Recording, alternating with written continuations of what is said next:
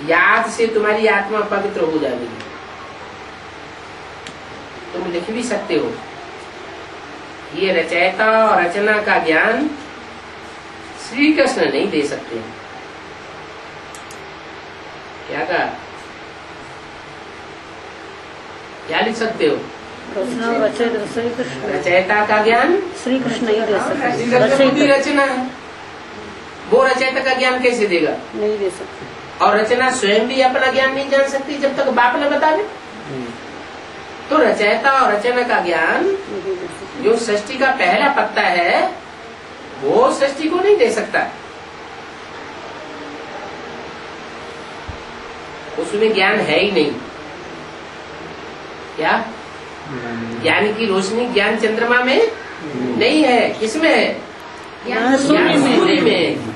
वो सूर्य, ज्ञान सूर्य ही जब इस सृष्टि पर आते हैं सूर्य के रूप में, चंद्रमा के रूप में नहीं। चंद्रमा की रोशनी में और सूर्य की रोशनी में क्या अंतर है?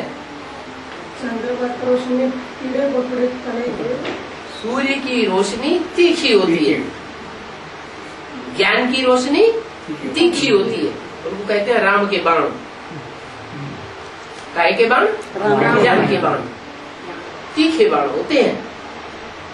और चंद्रमा की रोशनी कैसी होती है? शीतल होती है। उस शीतलता में जो काटने वाली आत्मा है, कीड़े मकोड़े जैसी, वो भी पलती रहती है। सूर्य की रोशनी में वो तिल मिला के खलास हो जाते हैं। तो उनमें ज्ञान नहीं है कृष्ण में। उनको प्रारब्ध मिलती है। क्या? बाप के यहाँ जन्म लेते हैं तो बाप से उनको प्रारब्ध नई दुनिया की मिल जाती। जरूर उन्होंने संगम युग में ऐसे कर्म किए होंगे। कैसे? कि बाप के ऊपर जीत पाई होगी। जिस बाप ने सतयुग में उन्हें जन्म दिया उसके ऊपर जीत पाई होगी। क्या जीत पाई है? हाँ, यज्ञ की संभाल की। वो तो छोड़ के चला गया, फेल हो गया, और इन्होंने संभाल किया तो वो प्रारब्ध मिल गई। क्या? नई दुनिया की प्रारब्ध मिल गई। वो राम सीता वाली आत्माओं को उनका माँ बाप बन के बलि ढोनी पड़ती है।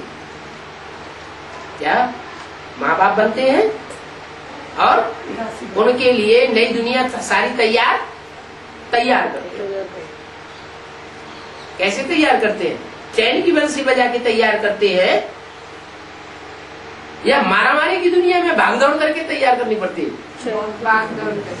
मारामारी की दुनिया में भाग दौड़ करके कितनी मार काट की दुनिया होती है, हिंसक दुनिया, उसके बीच में रह करके श्री कृष्ण के लिए, श्री कृष्ण जैसे बच्चे के लिए नई दुनिया तैयार करते हैं। लेकिन कृष्ण में ज्ञान नहीं है। उस नई दुनिया की स्थापना करने का कृष्ण में ज्ञान नहीं है। वो प्रारब्ध तो पाता है। कृष्ण पूरे 84 जन्म लेते हैं। क्या? उनके जन्म कम नहीं है, पूरे 84 जन्म लेते हैं। ये भी लगा देना चाहिए कि अंतिम 84वें जन्म में कृष्ण की आत्मा फिर से ज्ञान दे रही। कौन से जन्म में? अंतिम 84वें जन्म में ज्ञान ले रही है कि ज्ञान दे रही है? कैसे? दादा लेखराज ब्रह्मा के तन से ज्ञान देने का निमित्त बना या ज्ञान लेने का निमित्त बना? कभी सुना लेकिन ज्ञान बराबर समझा नहीं। हाँ, ज्ञान लिया और किसी ने समझा नहीं, तो लिया न लिया बराबर हो गया। मुरली में तो बाबा बोलते हैं, मैं तुम बच्चों को सुनाने आता हूँ, ये तो बीच में ऐसे ही सुन लेता है। माने इसको नहीं सुनाने आता हूँ, ये कुछ नहीं समझेगा। मैं तुमको सुनाने आता हूँ, तुम समझदार हो, बुद्धिमान बाप के बुद्धिमान बुद्धिमान बच्चे। बच्चे बनते हो, डायरेक्ट बच्चे बनते हो। ये कोई डायरेक्ट बच्चा थोड़ी बनता। इसको ज्ञान सूर्य बाप से डायरेक्ट प्रारब्ध नहीं प्राप्त होती। शिव बाबा से इसको डायरेक्ट वर्षा मिलता है क्या? नहीं, नारायण से वर्षा मिलेगा। तो ये आत्मा, कृष्ण की आत्मा, दादा लेखराज की आत्मा अभी 84वें जन्म में फिर से माना पहले भी ज्ञान ले चुकी थी।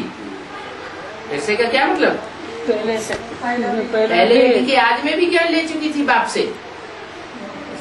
लिया था या नहीं लिया था? लिया था। और अभी फिर से ले रहे हैं, फिर से वो ज्ञान सूर्य बाप से ज्ञान ले रही है। फिर फर्स्ट नंबर